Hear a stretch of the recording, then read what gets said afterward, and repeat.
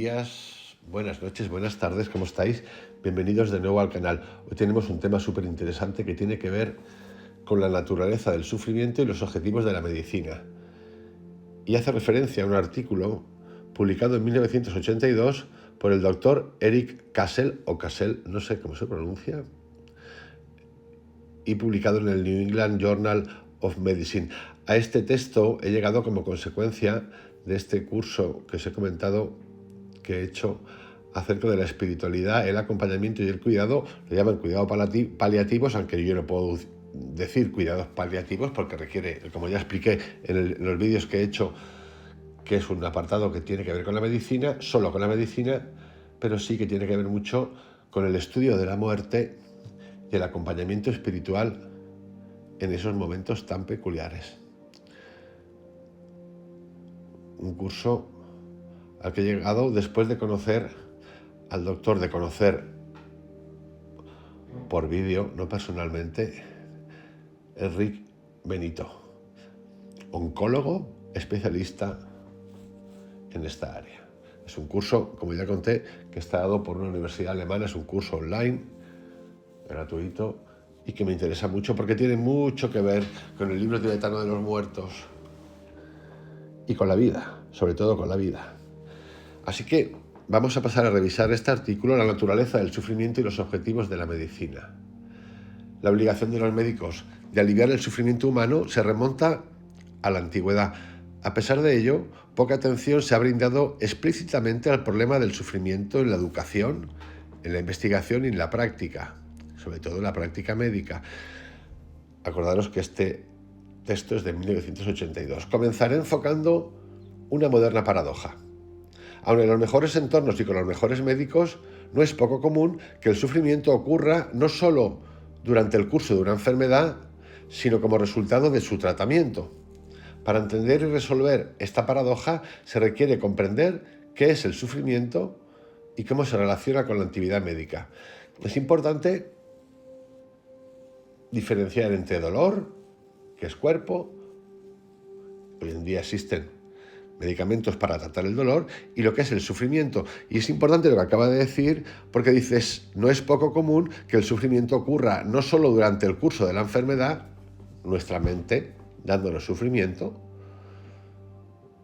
Hay un vídeo de Enric Benito donde habla acerca de eso, y es normal, es muy normal, pero se puede trabajar. Y habla de que el sufrimiento es una no aceptación de lo que nos ocurre. Y aquí nos dice que a la vez ese sufrimiento se puede encontrar producto de una enfermedad, sino también producto de un tratamiento. Y nos va a explicar un caso. Consideremos el siguiente caso. Una escritora de 35 años con metástasis de un cáncer de mama es tratada por médicos competentes empleando avanzados conocimientos y tecnologías, actuando con bondad y verdadero compromiso. En todas las etapas, tanto la enfermedad como el tratamiento, fueron para ella fuente de sufrimiento. Estaba insegura y temía por su futuro, sin poder obtener mayor información por parte de sus médicos, que no siempre le acababan diciendo la verdad. No era consciente, por ejemplo, que la mama irritada quedaría desfigurada. Después de una oferectomía y un esquema terapéutico, se volvió hirsuta, obesa y perdió la libido.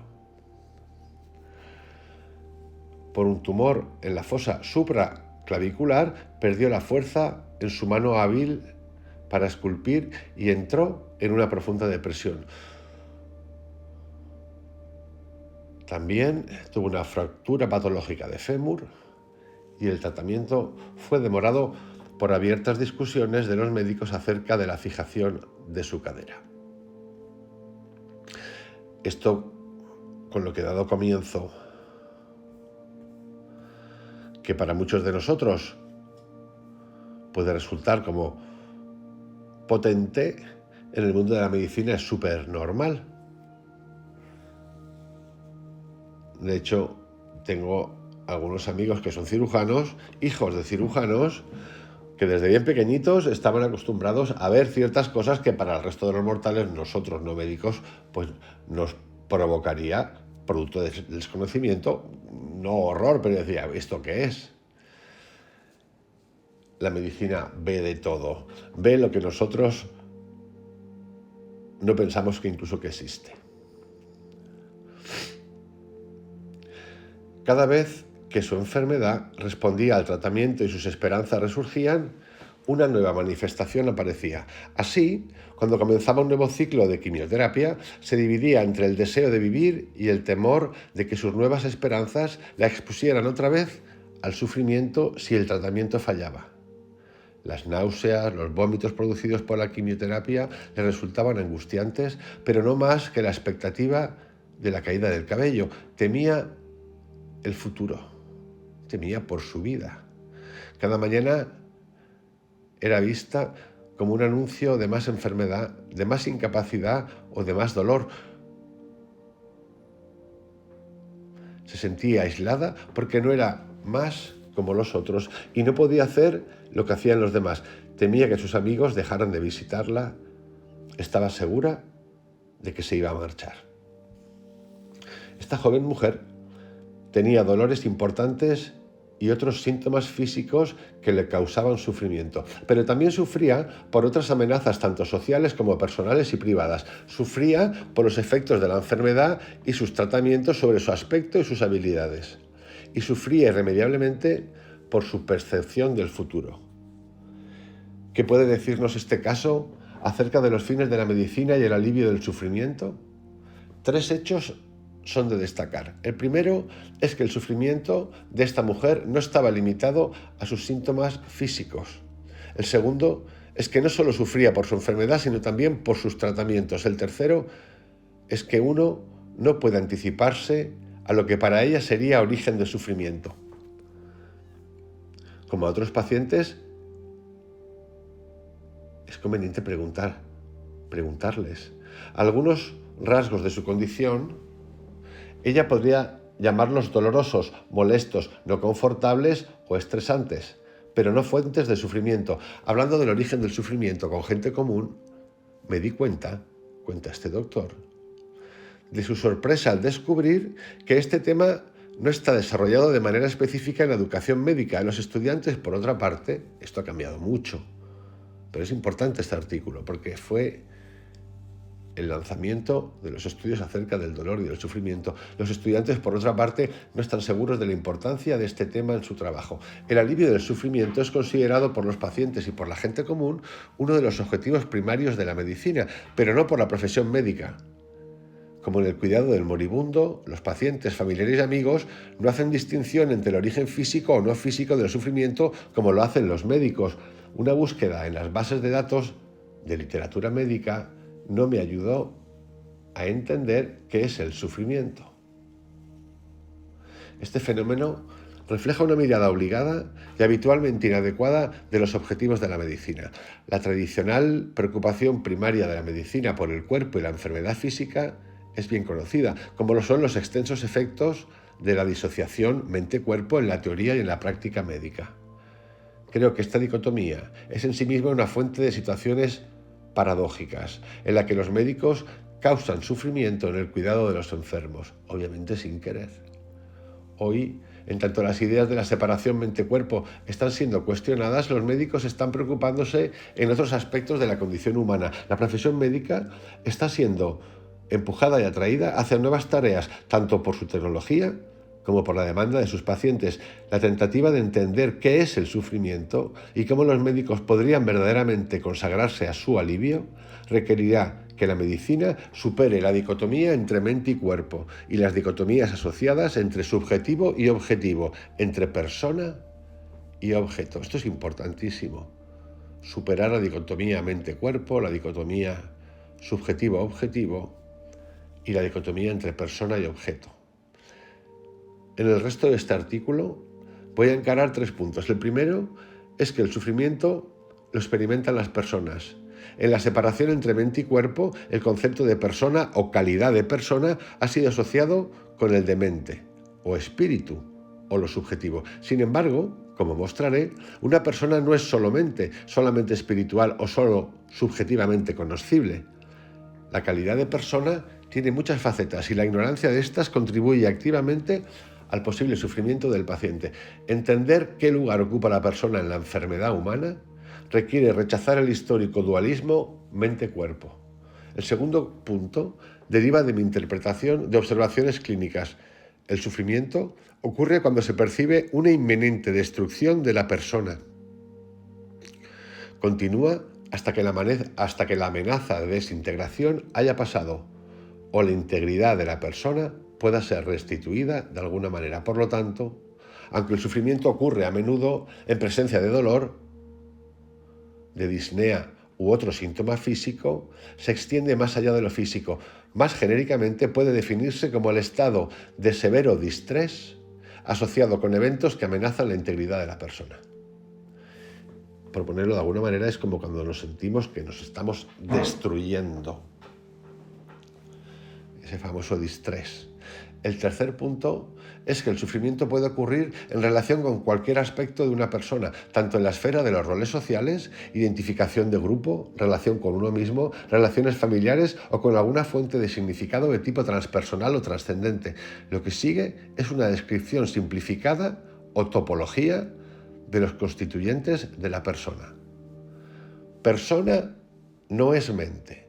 La separación entre la mente y el cuerpo, que ha influenciado tan profundamente nuestro enfoque en la medicina, fue propuesto por Descartes para resolver ciertos temas filosóficos. Además, el dualismo cartesiano hizo posible para la ciencia escapar al control de la Iglesia, asignando lo no corporal, el campo espiritual, a la Iglesia y dejando el mundo físico como dominio de la ciencia. En aquella edad religiosa, persona, como sinónimo de mente, estaba necesariamente fuera de los límites de la ciencia. Con los cambios sociales, ocurren cambios en los significados de los conceptos como aquel de persona, mientras la palabra permanece igual. Este hecho tiende a oscurecer la profundidad de las transformaciones que han ocurrido desde el siglo XVII hasta hoy. Las gentes simplemente son personas en estos tiempos como en aquellos y tienen dificultades en imaginar que el término describiera algo tan diferente de lo que se describe hoy.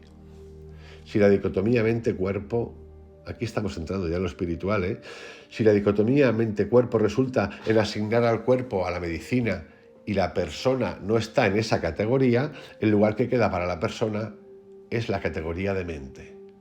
En tanto la mente es problemática, no identificable en términos objetivos, su verdadera realidad disminuye para la ciencia y así también ocurre con la persona. Por lo tanto, mientras la dicotomía mente-cuerpo sea aceptada, el sufrimiento será algo subjetivo y por lo tanto no verdaderamente real, no dentro del dominio de la medicina o identificado exclusivamente con el dolor físico. Esta identificación es errónea y distorsiva. Despersonaliza al enfermo y es en sí misma fuente de sufrimiento. No es posible tratar enfermedades como algo que ocurre solamente al cuerpo, sin dañar de ese modo a la persona. La división anacrónica de la condición humana es lo que es médico relacionado con el cuerpo y lo que no es médico, lo restante. Esto ha dado a la medicina una mirada muy estrecha. Por esta división, atendiendo solo los problemas físicos, los médicos pueden causar, sin quererlo, sufrimiento a los pacientes como a personas. Siguiente punto. Una inminente destrucción de la persona. El sufrimiento es finalmente material de las personas. Los pacientes algunas veces comunican sufrimiento cuando uno no lo espera o no lo comunican cuando uno lo supone. Además, una persona puede sufrir enormemente por el pesar de otra persona, especialmente si es amada. En algunas teologías, el sufrimiento es visto como un acercarse a Dios. Esta función del sufrimiento es al mismo tiempo su glorificación y su alivio. Si a través de un gran dolor o privaciones alguien es llevado a una meta deseada, esa persona puede no tener sensación de haber sufrido y puede, en cambio, sentir enorme triunfo.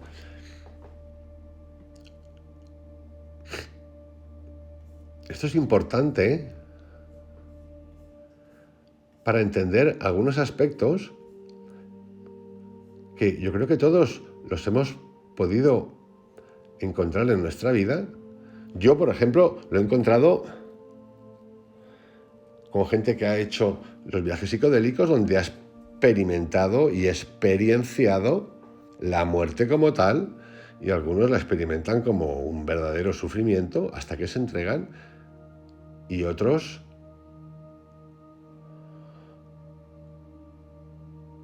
sin ese sufrimiento. Recordar ese ejemplo que os ponía el otro día acerca de esa madre, que es un ejemplo que cuenta el Rey Benito, en fase terminal, que le dice a sus hijos y a sus seres queridos: lo que quiero dejaros es el mensaje de que no tengáis miedo a esto. Aunque dolor y sufrimiento están estrechamente vinculados en la literatura médica, son fenomenológicamente diferentes. A mayor dolor se presume mayor sufrimiento. Sin embargo, algunos dolores, como el del parto, pueden ser extremadamente severos y, sin embargo, ser gratificantes. No es que siempre sea así. De hecho, en los análisis del hospital de la Johns Hopkins sobre psilocibina y consciencia, que no paran de hacer estudios, cuando hacen preguntas, esa experiencia que has tenido con la psilocibina, les piden que las gradúen. Y muchas mujeres la han comparado al dar a luz.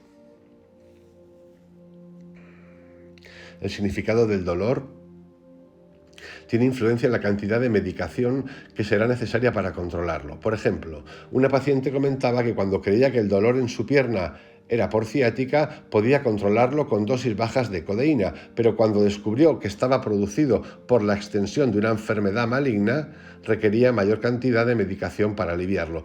Los pacientes pueden retorcerse de dolor por un cólico renal y reconocer no haber sufrido porque saben qué es, y pueden comunicar considerable sufrimiento por una molestia menor cuando desconocen su origen. Este es un ejemplo buenísimo. El sufrimiento relacionado con la intensidad del dolor es referido cuando el dolor es virtualmente insoportable. Los pacientes comunican sufrimiento cuando creen que su dolor no puede controlarse. El sufrimiento de los pacientes con cáncer terminal puede muchas veces aliviarse demostrando que su dolor es controlable.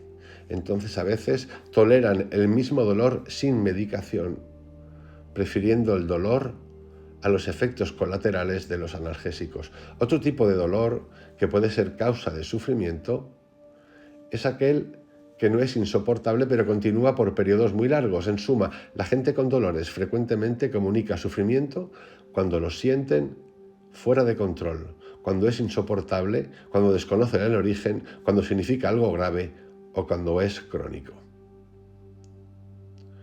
Importante recordaros, estoy leyendo este artículo de 1982 de Eric Kassel.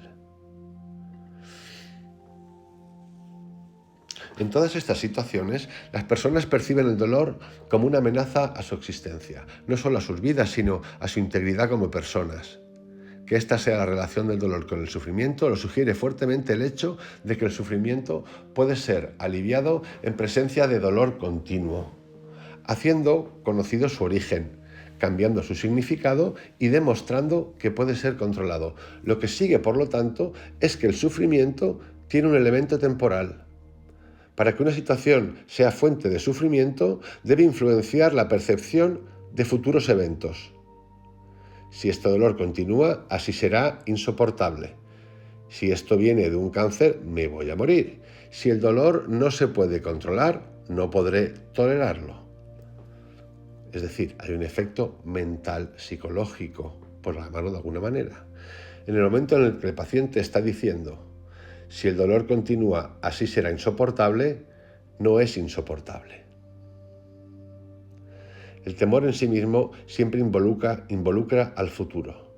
En el caso con el que comencé este artículo, la paciente no podía dejar de temer por el futuro a pesar de la agonía que esto le causaba.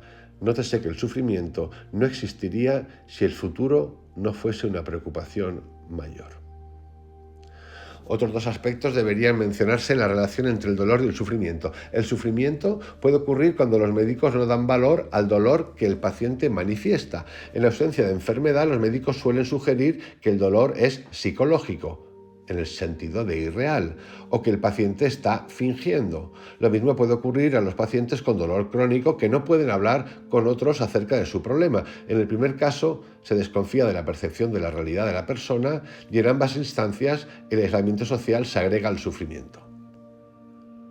Otro aspecto esencial para entender a la persona que sufre es la relación de significado respecto del modo en que la enfermedad se experimenta. La palabra significado es usada aquí en dos sentidos. En el primero, significar es implicar. Un dolor en el pecho puede implicar enfermedad cardíaca. Incluso decimos que sabemos lo que algo significa cuando sabemos lo importante que es. La importancia de las cosas es siempre personal e individual, aun cuando su significado sea compartido por otros o por la sociedad toda. Lo que algo significa y lo importante que es está en relación con las preocupaciones de una persona. Creencia es otra palabra para este aspecto de significado en relación con implicaciones y valores concernientes al grado de importancia para una persona en particular. Por eso, cada uno siente como siente, cada uno percibe como percibe. Por eso los umbrales de dolor o nocicepción en cada persona son distintos. Por eso hay gente que también es doloritas. Aquí hay de todo. Este artículo de este doctor está marcando un marco general desde el cual poder entender la diferencia entre dolor y sufrimiento. Y sí, ya os digo, hay un componente mental, hay un componente espiritual, que creo que lo define fantásticamente, por eso estoy compartiendo este artículo. El significado particular de las cosas no consiste exclusivamente en valores y creencias intelectualmente entendidas, incluye otras dimensiones. La misma palabra puede para una persona tener simultáneamente un significado cognitivo, uno afectivo o emocional, un significado corporal y otro trascendente o espiritual. Y puede haber contradicciones en diferentes niveles de significados. Los matices de significados personales son complejos. Y cuando hablo de significados personales me estoy refiriendo a esta complejidad en toda su profundidad, conocida y desconocida. Los significados personales son una dimensión fundamental de la persona y podemos no entender la enfermedad o el sufrimiento si no tenemos esto en cuenta. Descripción simplificada de una persona. Una topología simple de una persona puede ser útil para entender la relación entre el sufrimiento y los objetivos de la medicina. Lo que se discutirá ahora abre el camino a futuros estudios y a la posibilidad de acciones específicas para médicos individuales. Las personas tienen personalidad y carácter. Los rasgos de la personalidad aparecen a las pocas semanas de vida y son extraordinariamente perdurables en el tiempo. Algunas personalidades manejan mejor que otras algunas enfermedades. Las personas individuales varían también en el carácter. Algunas personas tienen, de hecho, carácter más fuerte y soportan mejor las adversidades. Algunos son buenos y amables, aun bajo el estrés de enfermedades terminales, mientras que otros se toman o se tornan malhumorados y ofensivos aún ante problemas menores. Cada uno con su estilo, con nuestro estilo. Las personas tienen un pasado, tenemos un pasado. Las experiencias acumuladas en la vida son, por tanto, del hoy como el de ayer, incluidas las genéticas y las de la educación y las aprendidas. Existen recuerdos en los orificios de la nariz y en las manos, no solo en la mente. Repito, existen recuerdos en los orificios de la nariz, en el olfato y en las manos, no solo en la mente. Una fragancia evoca un recuerdo. Mis pies no han olvidado cómo patinar y mis manos recuerdan habilidades de las que casi no era consciente de haber aprendido. Cuando estas experiencias pasadas involucran enfermedades, pueden influenciar a las enfermedades actuales y a sus tratamientos. Estimulan el temor, la confianza o la desconfianza, los síntomas físicos y la angustia. Las experiencias de vida, enfermedades previas, experiencias con médicos, hospitales, medicaciones, incapacidades, placeres, éxitos, tristezas y fracasos, todas hacen nexos con la enfermedad. El significado personal de una enfermedad y su tratamiento surge del pasado tanto como del presente. Si aparece un cáncer en un paciente con confianza en sí mismo por logros del pasado, esto aumentará su optimismo y fortaleza. Aun si es fatal, la enfermedad tendrá menos chances, menos oportunidades de producir la destrucción de la persona, sino más bien reafirmar su fortaleza. La evolución puede ser diferente en una persona con una historia de fracasos. Eventos que podrían causar sufrimiento en algunos pueden ser aceptados por quien cree que la enfermedad es parte de una identidad familiar y por lo tanto inevitable. Incluso enfermedades sin base hereditaria pueden ser aceptadas si otros en la familia han estado afectados de manera similar. Tanto las experiencias personales como las experiencias familiares contribuyen al significado de la enfermedad. Son también parte de la persona. Las personas tienen también una procedencia cultural. Tenemos una procedencia cultural. La cultura define lo que se entiende por masculinidad o feminidad, qué ropa es aceptable, la actitud ante la muerte o la enfermedad, las conductas de apareamiento, el alto de las sillas y los escalones, la tolerancia a los olores y cómo deben ser tratados los ancianos, los minusválidos, los niños. Las definiciones culturales tienen un enorme impacto en el enfermo y pueden ser fuentes de enorme sufrimiento. Tienen influencia en las conductas de los otros hacia el enfermo y en las del enfermo hacia sí mismo. Este ejemplo yo creo que todos, con un poquito de mini memoria, le podemos saber y recordar en estos años pasados de esto que era tan contagioso. Yo no sé en otros países, pero en España fue muy particular el hecho de se empezó a decir de repente los niños contaminan y liquidan a los ancianos. Y esto tomó un volumen que era una cosa como de locos. Esa entre una de las muchas que pasó. Gente que sigue con mascarilla todavía. Cosas de ese tipo. Las normas culturales y sociales regulan si alguien puede estar entre otros o debe estar aislado, si el enfermo es apestoso o aceptable, o si será digno de compasión o de censura. No hace falta que ponga ejemplos porque todos podemos recordar cuando surgió el SIDA, por ejemplo, o tantas otras cosas. Volviendo a la escultura descrita anteriormente, sabemos por qué sufría.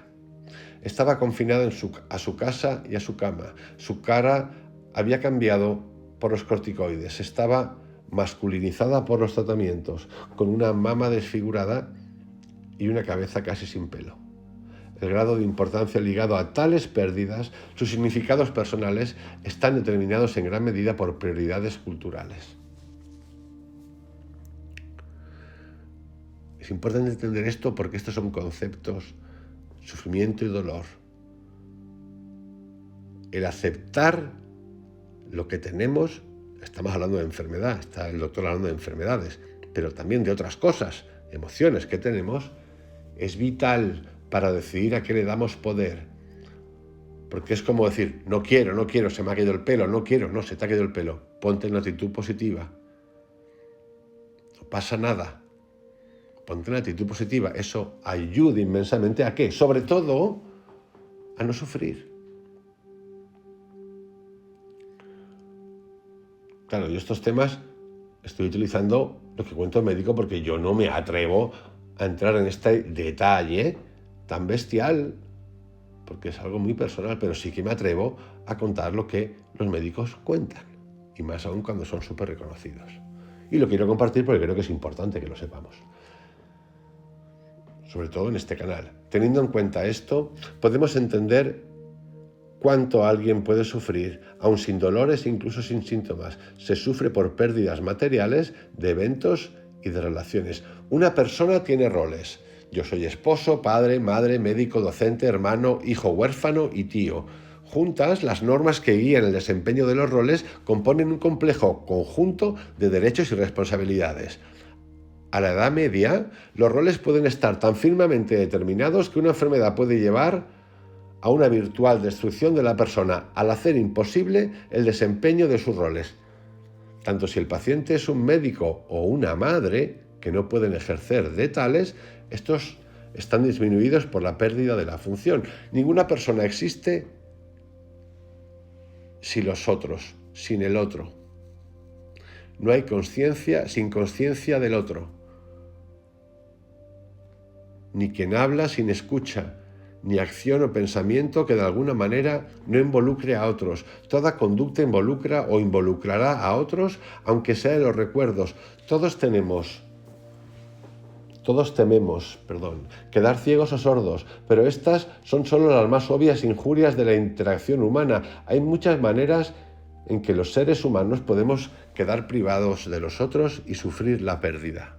Es en esa relación con otros donde la amplia gama de las emociones humanas encuentra su expresión.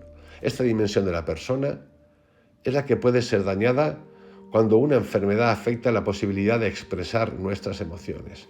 Por eso es tan importante en este canal repetir: el reino de Dios está en ti, o lo que nos cuenta Anthony de Melo. Prefiero ser feliz a estar contigo. Es brutal ese ejemplo. Porque todo,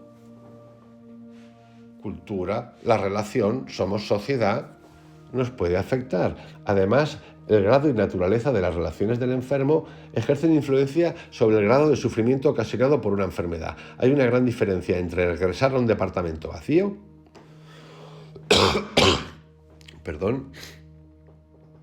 son los últimos coletazos de este resfrío.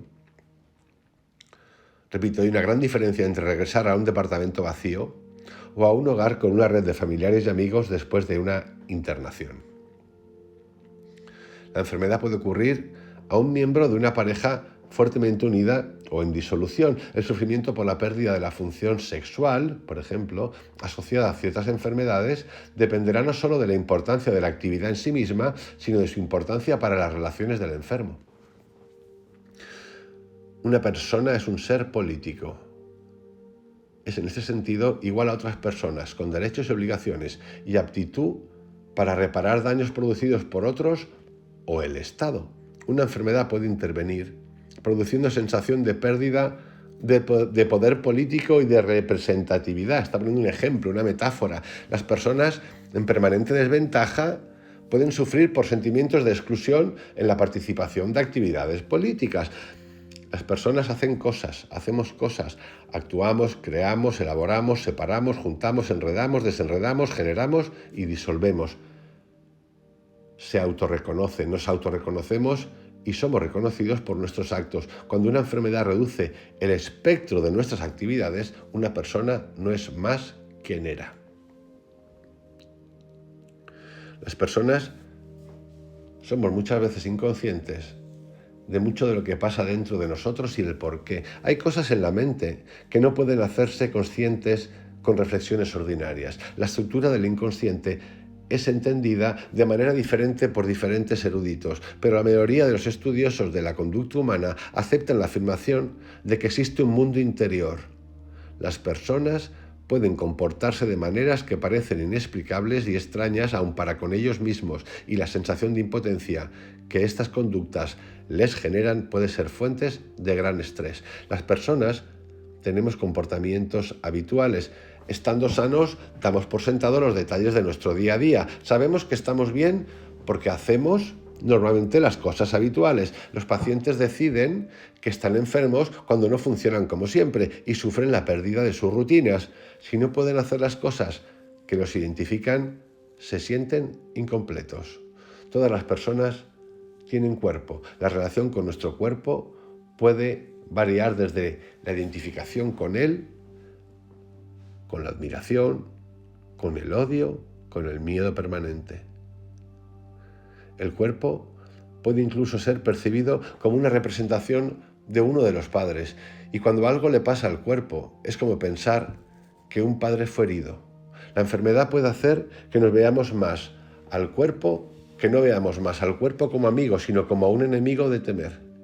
Esto se incrementa si la enfermedad llega sin aviso y si persiste. Puede hacernos sentir crecientemente vulnerables.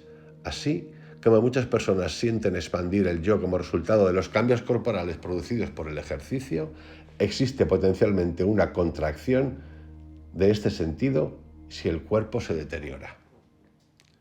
Todos tenemos una vida secreta. A veces toma forma de fantasía y sueños de gloria. A veces tiene una existencia real que solo unos pocos conocen. En la vida secreta hay temores, deseos, aventuras amorosas del pasado y del presente, esperanzas y fantasías. Una enfermedad puede destruir no solo a la persona pública o privada, sino también a la persona secreta. Un amor secreto puede perderse para la persona enferma, porque no tiene un lugar legitimado al lado de su cama. Cuando esto pasa, el paciente puede haber perdido la parte de su vida que hace tolerable una existencia amarga, o la pérdida puede ser solamente un sueño que pudo convertirse en realidad. Estas pérdidas pueden ser fuente de intenso sufrimiento y de íntimo dolor. Todos tienen la percepción de un futuro. Los eventos que uno espera varían desde expectativas con los hijos a la confianza en nuestras capacidades creativas. La pérdida del futuro genera intensa infelicidad. Del futuro individual, el de los hijos y otras personas amadas. La esperanza reside en esta dimensión de la existencia y perder las esperanzas produce sufrimiento. Todos tienen una dimensión, todos tenemos una dimensión trascendente, una vida espiritual. Esto está más directamente expresado en la religión y en las tradiciones místicas, pero también los lazos afectivos con grupos, los ideales o cualquier cosa más grande y duradera que la vida de una persona. Es evidencia de la universalidad de esta dimensión trascendente. Dan a la existencia individual algunos aspectos de lo eterno. La profesión médica parece ignorar la espiritualidad humana. Cuando veo pacientes en geriátricos convertidos solo en cuerpos, me pregunto si no han perdido esta dimensión trascendente.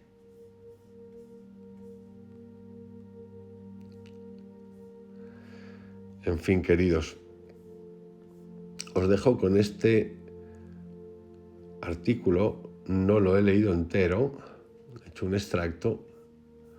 Os digo el título por si lo queréis buscar y leerlo, porque es una maravilla.